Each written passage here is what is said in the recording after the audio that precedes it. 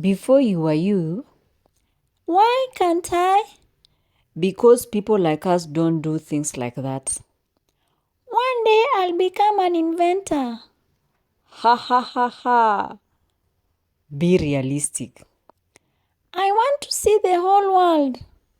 Dreams don't pay the bills. Every human being enters this world with extraordinary possibilities. Not a fixed destiny, not a finished destiny, just possibilities. Yet long before we learn who we are, the world begins telling us who we should become. Some of those lessons help us survive. Some teach us kindness. Some teach us discipline. But hidden among them are stories we never consciously choose. Stories about what success looks like. Stories about what love must be earned by. Stories about who belongs and who doesn't.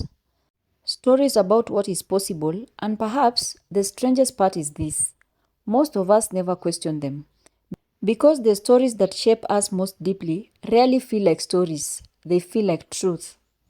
Tonight, we begin an investigation, not into history, not into politics, not into the universe beyond us, but into something far closer: the invisible stories quietly directing our lives. Welcome to Nova Wisdom Gems. Imagine walking into a library unlike any you've ever seen. Its shelves stretch further than the eyes can see. Every book has your name on the cover. Curious, you pull one from the shelf.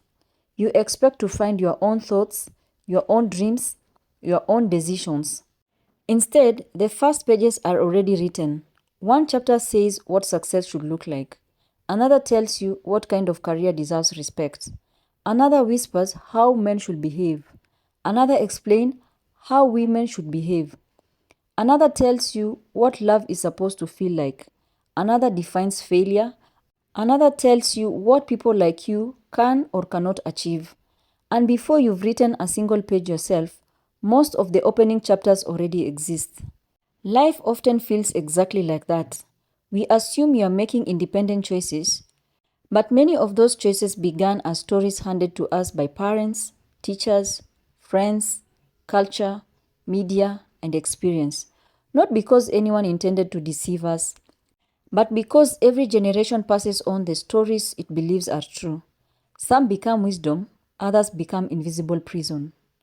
Think back to when you were very young. Perhaps someone praised you for always being quiet. Maybe you are called the smart one or the difficult one, the responsible one, the shy one, the strong one. At first, those words seemed harmless, but something remarkable happens inside the human mind. We begin behaving consistently with the labels that we repeatedly hear. Psychologists have long observed that expectations, our own and those of others, can influence how we think and behave. Labels can become powerful, especially during childhood, because they shape the stories we tell ourselves.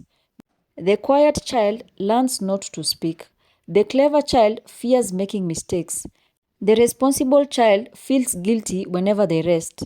The peacemaker avoids conflict even when something deeply matters. The labels slowly become an identity, and identity begins making decisions on our behalf. Not because we consciously choose it, but because we have repeated the story so many times, it no longer sounds like a story. Now it sounds like our own voice. Here is a question worth sitting with. When you hear the sentence, I am not good enough, who wrote it? When you believe, people like me never succeed, who wrote that chapter? When you quietly assume, it's too late for me, who decided that? Perhaps no single person did. Perhaps those beliefs were assembled piece by piece. A comment here, a disappointment there, a comparison, a rejection, a failure, a fear. Until one day the story becomes so familiar, you stop noticing it was being told. And that leads us to the first mystery of this investigation. If our lives are shaped by stories we never consciously choose, how many of our decisions truly belong to us? And more importantly, can those stories be rewritten?